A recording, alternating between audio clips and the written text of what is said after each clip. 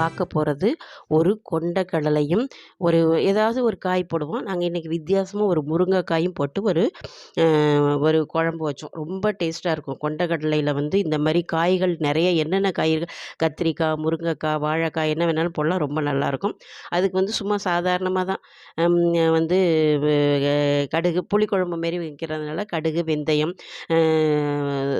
ஜீரகம் எல்லாம் போட்டு தாளித்து வெங்காயம், தக்காளி சின்ன வெங்காயம் தான் நிறையா போடுவேன். அதையும் தாளிச்சிட்டு கொஞ்சம் பூண்டு, அது வெங்காயம், தக்காளி எல்லாத்தையும் நல்லா வதக்கிடணும்.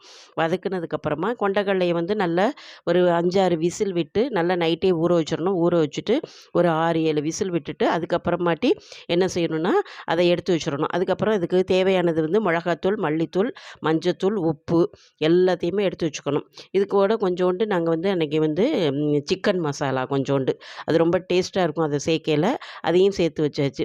இப்போ எல்லாத்தையும் நல்லா போட்டு வதக்கிடணும். அதில் எப்போதுமே தாளிக்கிறதுக்கு அஸ் யூஷுவல் இதை நீங்கள் பட்டை, சோம்பு போட்டு தாளித்தாலும் நல்லாயிருக்கும். இல்லை சாதாரணமாக புளிக்குழம்பு மாரி வச்சாலும் நல்லாயிருக்கும். ஆனால் அந்த தக்காளி நிறைய புளியெல்லாம் ஊற்ற வேண்டியதில்லை. நாங்கள் எப்போதுமே புளி நிறைய சேர்க்க மாட்டோம். ஆனால் குழம்பு ரொம்ப நல்லா டேஸ்ட்டாக இருக்கும். இப்போ நம்ம எடுத்து வச்சுருந்த அந்த மசாலாலாம் மிளகாத்தூள், மல்லித்தூள், மஞ்சத்தூள் இதெல்லாம் போட்டுட்டு கொஞ்சோண்டு சிக்கன் மசாலாவே போட்டுட்டு நல்லா வதக்கிடணும். அப்புறம் முருங்கைக்காய் நல்ல அருமையான முருங்கைக்காய் அது. வீட்டில் காய்ச்ச முருங்கைக்காய். அது வெட்டையிலே பார்த்திங்கன்னா உடஞ்சிருச்சு பார்த்துக்கோங்க அந்தளவு. ஆனால் முத்தல் கிடையாது. ஆனால் முத்தல் இல்லாமையே அந்த வெட்ட அது உடையிற அளவுக்கு நல்ல அருமையான முருங்கைக்காய். நல்ல சதையாக தான் இருந்துச்சு. அவ்வளோ ஒரு இது.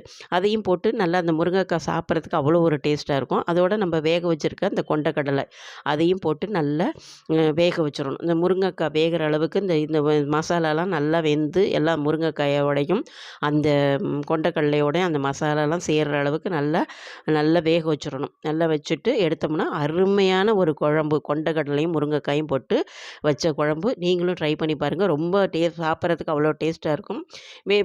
மீண்டும் ஒரு அருமையான பதிவுடன் சந்திக்கிறேன். நன்றி, வணக்கம்.